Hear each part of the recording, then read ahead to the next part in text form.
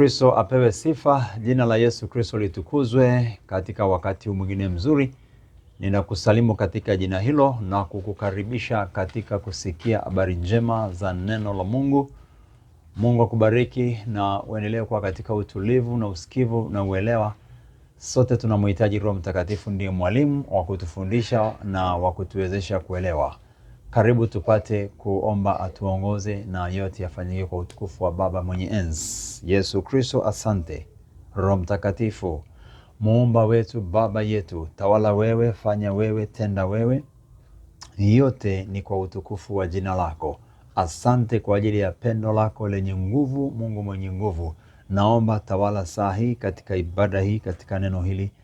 Utukufu ni wako na nguvu, Mungu mwenye nguvu, katika jina la Yesu Kristo. Mbariki msikilizaji, mtazamaji, neema yako imjaze kila mmoja apate kubarikiwa na kuneemeshwa kwa uweza wako katika ujumbe huu, sawa sawa na mapenzi yako, Mwokozi wangu, katika jina la Yesu Kristo. Roho Mtakatifu tufunulie tupate kuelewa na maandiko. Roho Mtakatifu tuongoze ili tuweze kujua yote, tukae katika yote sawa sawa na mapenzi yako, katika jina lako Yesu. Asante kwa ajili ya neema yako iliyo kubwa sana, itakayotufanikisha, ambayo imetufanikisha hata sasa. Wewe ni yule jana, leo na milele. Uhimidiwe Bwana. Mponye aliye katika ugonjwa, udhaifu, katika wasiwasi, mashaka, waondolee watu wako, wape afya, nguvu na baraka tele, katika jina lako Yesu Kristo. Amen, amen. Bwana Yesu akubariki. Karibu tupate kuona ujumbe wa neno la Mungu. Karibu sana. Karibu na Mungu wa neema akubariki katika jina la Yesu Kristo. Tasoma kwenye kitabu kile cha Marko sura ya 13. Marko 13, kuna habari njema sana za Yesu hapa zinazotupatia matumaini makubwa na ujasiri na ushindi. Haleluya. Haleluya. Hofu inayojia dunia tayari ipo na iko hofu inaendelea kuja.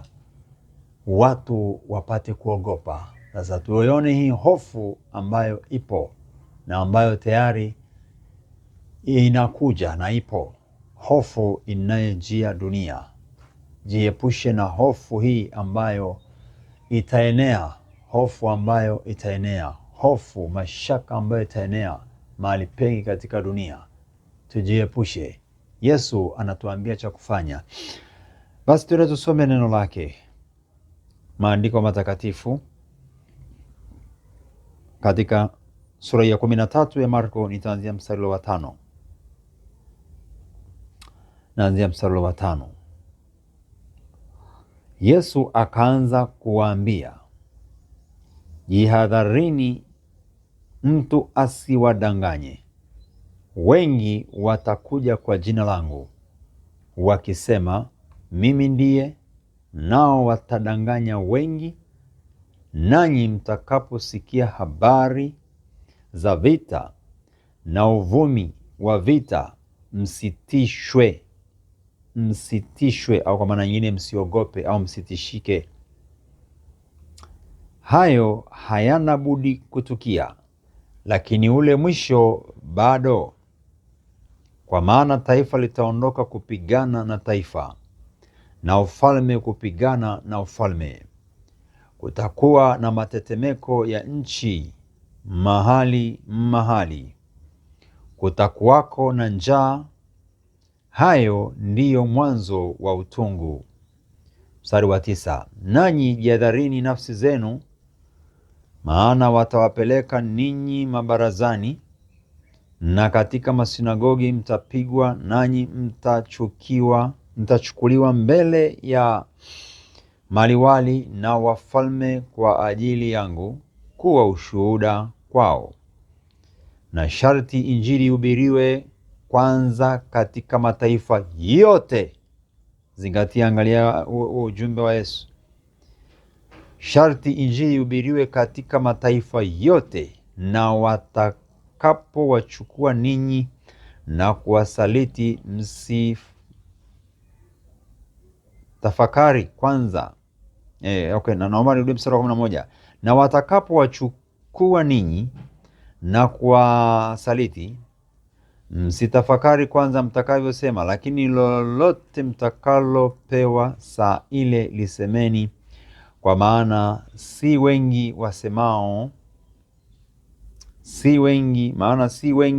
msemao, si ninyi msemao, bali ni Roho Mtakatifu. Samahani, hapo mwisho nimerudia mara mbili. Si ninyi msemao, bali ni Roho Mtakatifu. Mstari wa 13, nanyi mtakuwa mkichukiwa na watu wote kwa ajili ya jina langu, lakini mwenye kusaburi hata mwisho ndiye atakayeokoka. Mwenye kuvumilia hata mwisho ndiye atakayeokoka. Ujumbe huu unatufunulia vizuri wakati tuliopo na wakati ambao unakuja mbele yetu. Tayari matetesi ya hofu yanaenea na yataendelea kuja kwa wingi sasa tunapoendelea na maisha haya. Habari za hofu, habari za mambo mengi, habari nyingi za kutisha, za kuofisha zitakuja, zitaendelea kuwepo. Lakini hapa tayari tunatumaini kubwa na uhakika mkubwa, kwa sababu sisi tunatakiwa kufuata Biblia inatuambia nini, Biblia inatueleza nini, inatufunulia nini, kwa sababu hii ndio yenye uhakika au ushahidi wa kweli wa kile ambacho Yesu alishatuambia kitakuwa, kitatokea. Hii ndiyo yenye habari za kweli za wakati uliopita, wakati uliopo na wakati ujao. Hakuna maandiko mengine yanayoweza kutupa weka. Hayapo popote. Hakuna imani nyingine yoyote yenye maandiko matakatifu ambayo yanaweza kutuambia kitu cha ukweli kitakatifu cha Mungu, wakati uliopita, wakati uliopo na wakati ujao. Ni Biblia peke yake. Sasa ziko hofu nyingi ambazo tayari hata sasa inawezekana watu wana hofu kwamba inakuwaje, vita, vurugu, dunia ilivyo, pale na pale. Ni nyakati za mwisho, ndio. Lakini sikiliza Yesu anavyotuambia. Akaanza nao, Yesu alikuwa ameulizwa, naambia tuambie habari za mambo yatakuwaje, nayo ni lini, nayo nini dalili ya wakati hayo yote yatakapokuwa karibu kutimia? Nyakati za mwisho mambo yatakuwaje? Itakuwaje? Na ndipo Yesu sasa anawafunulia wazi, anawaambia jihadharini, kwa sababu mdanganyifu atakuwepo, au wadanganyifu watakuwepo, wanaodanganya watakuja. Yesu anasema jihadharini, kwa sababu wadanganyaji watakuja, watadanganya. Na mahali pengine kwenye Mathayo Yesu anasema hata watakatifu, hata watu wa kanisa wanaweza kudanganyika, wanaweza wakadanganywa. Hata baadhi, sio wote au lote, lakini anasema baadhi watadanganyika. Kwa hiyo tuwe makini tusije tukadanganyika. Kikubwa tunataka kuangalia hapa ni kujiepusha na hofu ambazo zipo sasa, zinakuja, zitaendelea kuwepo. Usikubali kuwa mmojawapo anayetishwa na kuogopa. Usikubali kuwa miongoni mwao ambao tayari wanaingia kwenye kutishika, kuletea hizo habari za uongo. Anasema wengi watakuja kwa jina langu wakisema mimi ndiye, nao watawadanganya wengi. Nanyi mtakaposikia habari za vita, na sasa nataka tuangalie mstari wa 7. Habari za vita na uvumi wa vita, msitishwe au msiogopeshwe, msidanganyike. Yesu anasema ule mwisho bado. Hatuachi kusema ni nyakati za mwisho na kwamba Yesu amekaribia kurudi. Hapo lazima hilo tuelewe. Lakini angalia sana, epuka hofu, kwa sababu dunia imebeba hofu na shetani anapigia watu hapo kwenye hofu. Anaiba au anateka watu kwenye hilo eneo la hofu. Watu wanapojaa hofu ndipo anakamata, anabeba, ndipo anakuwa mwepesi, au ndio kazi yake inafanyika kiwepesi ya kuteka nyara watu. Kwa sababu dunia inavyoendelea sasa, mambo ya ulimwengu yanayoendelea, vurugu kuna kule, kila mahali ni shida tupu, kila mahali katika ulimwengu. Jihadhari, dunia imebeba hofu, imebeba kuleta kuofisha mashaka juu ya watu. Jiepushe. Yesu anasema mtaona vita vikiendelea, mapigano yakiendelea, mataifa, falme na falme zikipigana. Kuna mataifa na kuna falme zikishindana, zikipigana. Yesu anasema msitishwe, msihofu, msiingie uoga, msiogopeshwe. Yesu anasema ule mwisho bado, ule mwisho bado. Sasa hatujifunzi hivi alafu tujibaki tunajiachilia tu, kwa sababu bado tu ule mwisho. Ni nyakati za mwisho, ni nyakati za mwisho, ni nyakati za kutengeneza sana na Yesu. Tujipange, yani fikira zetu ziendelee kumtafakari sana. Tuendelee kujifunza juu ya kumkaribia sana Yesu. Wiki hii tumepitia hiyo, kumkaribia sana. Tumjue sana Yesu, tumjue sana Yesu, si tu kumfahamu, tumjue sana Yesu, ili tupate kushinda, tupate kushinda, tupate kushinda. Yesu anasema msitishwe, hayo hayana budi kutukia, lakini ule mwisho bado, lakini ule mwisho bado. Kwa maana taifa litaondoka kupigana na taifa, falme na kupigana na falme. Kutakuwa na matetemeko ya nchi mahali mahali, kutakuwa na njaa. Umeshasikia habari hizi zikielezwa, na Yesu anasema ndio itakuja. Masuala ya njaa, ukame, masuala ya vita na vurugu vitakuja, lakini msianze kutishwa au kutekwa ufahamu na kudanganyika. Yesu anasema ule mwisho bado. Njaa zitatokea. Kwa sasa hivi inawezekana unasikia pengine itatokea, utakosa kazi, sijui itakuwa kitu gani, fedha itakosekana, kile kitatokea. Lakini pamoja na hayo, cha msingi ni kuendelea kujipanga sana kiroho. Na ukiweza kujipanga hata masuala ya kiuchumi, ya kuweka akiba, ni vizuri, ni sahihi kabisa. Mimi sijasema hivyo kwamba tusichukue tahadhari au tusifanye kujiwekea akiba na mambo mengine yanayofaa. Tahadhari namba moja au akiba namba moja, jiwekee akiba moyoni. Shibishwa na Yesu. Hatutaishi kwa neno tu, hatutaishi kwa chakula tu, ila tutaishi kwa neno. Samahani hapo, ninasema tena, hatutaishi kwa mkate tu, ila kwa kila neno litokalo katika kinywa cha Bwana. Maneno haya ni ndio Yesu anayotuambia. Kwa hiyo sisi tunaishi kwa maneno ya Yesu. Tunaishi kwa roho, hatuishi kwa mwili, hatuishi kwa namna nyingine. Kwa hiyo tujihadhari sana kuepuka mashambulizi ya hofu ambayo tayari hapo, ambayo lengo lake ni Ibilisi kuteka watu, kukamata watu, kuiba watu, kuharibu maisha ya watu. Tujilinde wapendwa, tuweze kupata salama. Bwana Yesu akubariki, akujaze nguvu za kuendelea kushinda. Haleluya, haleluya. Usihofu, usidanganyike, rais. Haleluya, amina. Anasema huo ni mwanzo wa utungu, hayo hayana budi kutukia. Hayo ndio mwanzo wa utungu. Yesu anasema yatatokea hayo.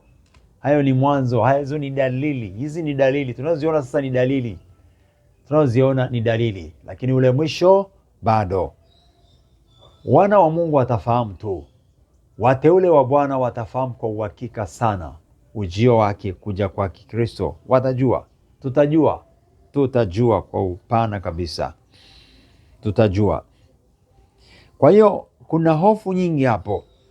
Anasema Yesu tusitishwe. Kwa sasa hivi kuna watu wamekaa na hofu sana, itakuwaje? Tusianze kuwaza sana huko.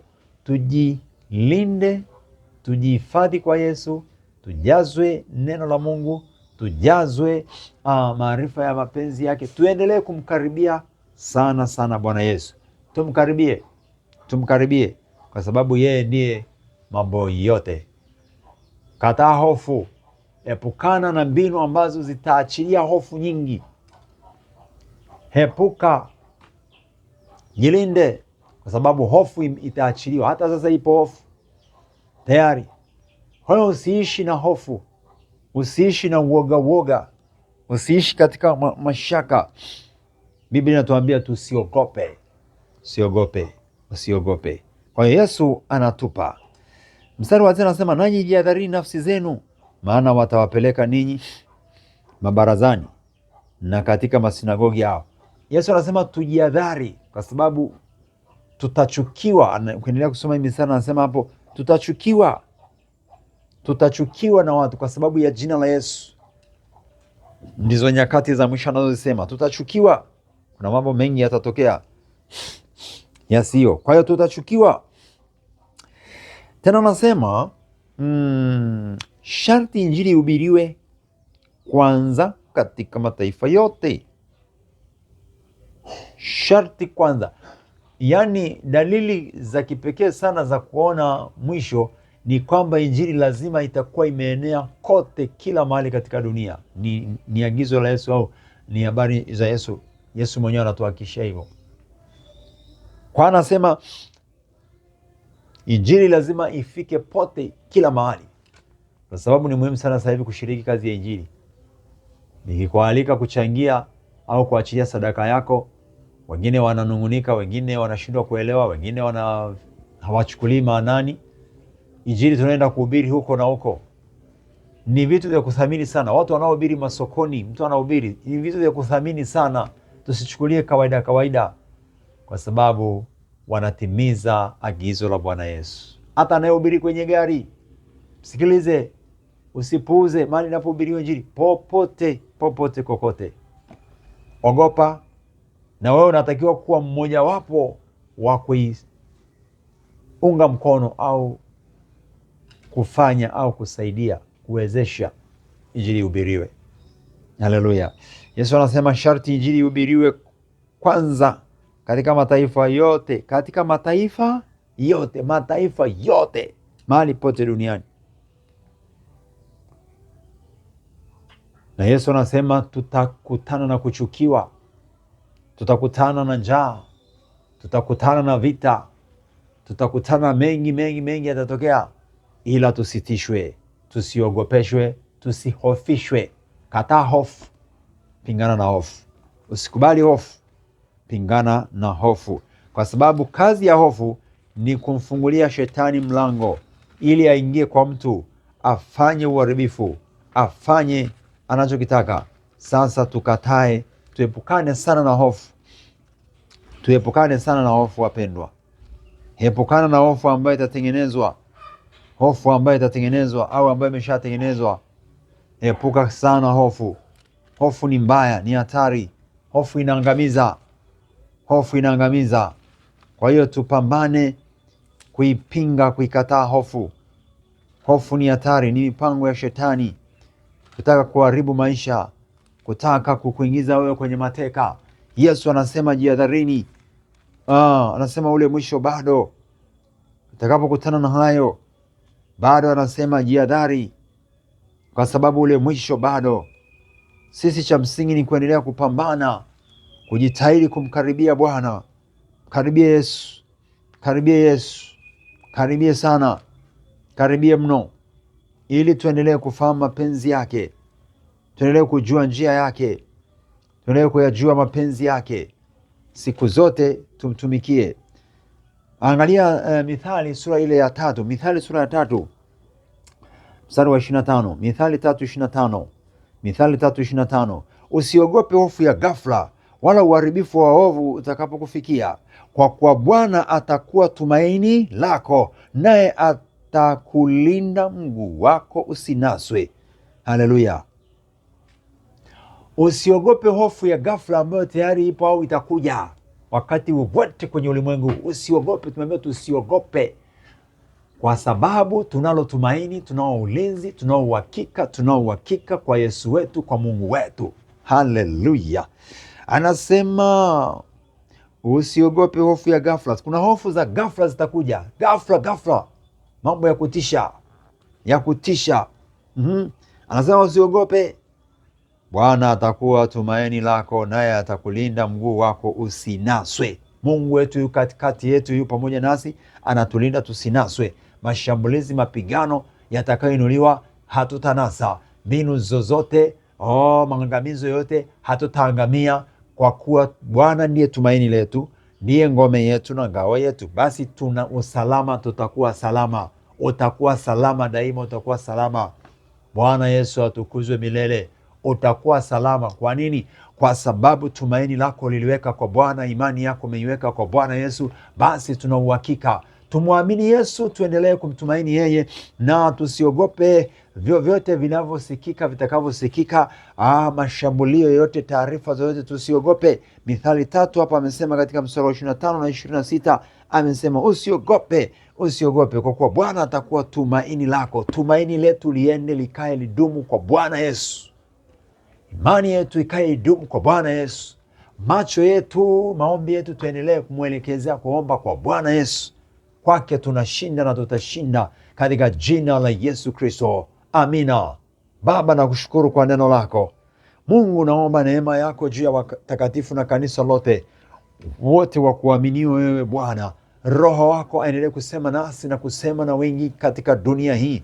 Tujue kwamba ule mwisho wewe utatupa taarifa, tutajua, tutaelewa, tutajua nyakati zile, yale yanapotaka kutokea, dalili tutazijua. Tusaidie tuendelee kujua dalili zilizopo hata sasa, nyakati tulizo nazo sasa. Bwana, tusidanganywe na dunia, wala tusiingie kwenye hofu ya dunia, tusiingie kwenye hofu ya dunia. Katika jina la Yesu tuikimbie hofu ya dunia, tujiepushe na hofu ya dunia, tuweze kushinda ulimwengu na kukutumikia wewe kwa furaha. Baba, naomba Roho wako atujaze. Nyakati tulizo nazo ni za hatari, zina uongo mwingi, mashambulizi mengi, udanganyifu mkubwa wa adui na mitego mingi, lakini Bwana umesema tusiogope, kwa kuwa wewe ndio tumaini letu. Hata nyakati zilizo mbele yetu zinazokuja za kutishika, za kutishiwa, za hofu, za vita, Baba, asante kwamba tutabaki katika utulivu na imani na hakuna kuhofu, kuogopa, kwa kuwa Bwana ndiwe tumaini letu. Bwana ndiwe tumaini la mtu huyu. Hata sasa kama ana hofu ndani yake anayesikiliza, naomba nguvu yako imuondolee hiyo hofu na mashaka, kwa kuwa Bwana umesema utakapoona matetesi, vita na matetemeko na njaa, hivyo visitufanye tukaogopa, tukatishika, kwa kuwa wewe Bwana ndiwe tumaini letu. Baba, wewe ndio tumaini letu katika jina la Yesu. Baba, wewe ndiwe tumaini letu katika jina la Yesu. Yesu ndio tumaini letu. Tanzania, kanisa, familia zetu, maisha yetu, pendo anayesikia, wewe ndiwe tumaini, wewe ndiwe baraka,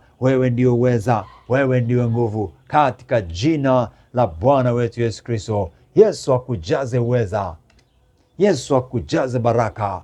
Endelea kutafuta sana, tuendelee kutafuta kwa karibu habari njema za ufalme wa Mungu, kusikiliza Roho Mtakatifu anavyotuambia, lakini kusikia au kufuatilia mafundisho ya Bwana Yesu kwa nyakati ulizonazo sasa na za wakati unaotujia ulio mbele yetu. Yesu amekwisha eleza yote. Baba, asante. Mjaze Roho wako kila mmoja mwenye ugonjwa, ugonjwa kutoke na ukemea huo ugonjwa, na kemea unyonge, na kemea udhaifu uliokukamata. Kila aina ya udhaifu uachie mwili wako, roho yako, nafsi yako iachiliwe. Bwana Yesu akupe uzima, afya njema, ujazwe afya na nguvu sasa, utembee katika nguvu zake na katika uweza wa jina la Yesu. Asante Yesu kwa kumponya yule aliye mgonjwa, aliyejaa hofu. Hofu ziondoke, mashaka iondoke, uchungu, hasira viondoke. Kwa jina la Yesu, mateso ya kuondoke, mateso yatoweke, mateso ya achie, yaondoke, ninaamuru katika jina la Yesu. Bwana Yesu, asante. Naomba mbariki, mvike uweza, mvike nguvu katika jina la Yesu Kristo. Neema yako Bwana Yesu na rehema zako ziwe pamoja naye mtoto wako huyu sasa na wakati wote, katika jina la Yesu. Viko uweza na baraka za Bwana. Haleluya. Yesu akubariki, akupe neema, uendelee kutembea katika mapenzi yake. Karibu, endelea kujiunga nami kwa huduma hii na huduma ya TikTok live kila wakati inakuwepo mara kwa mara. Inaweza ikawa asubuhi, mchana, jioni, usiku, saa 6 usiku tupo. Karibu sana. Lakini pia karibu kusubscribe kwenye YouTube channel yangu ya Eli Mlinzi Mbise. Kama hujafanya hivyo, naomba kwa utukufu wa Bwana Yesu fanya subscribe hapo. Taona hapo anakuelekeza kwenye simu yako hapo, basi gusa kwa utukufu wa Yesu. Lakini pia kumbuka kuendelea kutuombea Nuru Ministry kwa utumishi wa kwenda vijiji kwa vijiji kuhubiri Injili, ambayo ni agizo la Yesu mwenyewe. Tuombee. Karibu kwa sadaka. Namba ya sadaka na mawasiliano pia unatumia hiyo ambayo ni 0787 62 75 91, na ile ya Vodacom ni 0762 282 439. Hizo namba pia ziko hapo kwenye simu yako, ukiangalia hapo chini kwenye skrini yako, pia hapo chini ukiangalia utaziona ziko hapo namba ya Airtel. Jina ni Eli Mlinzi Mbise, 0787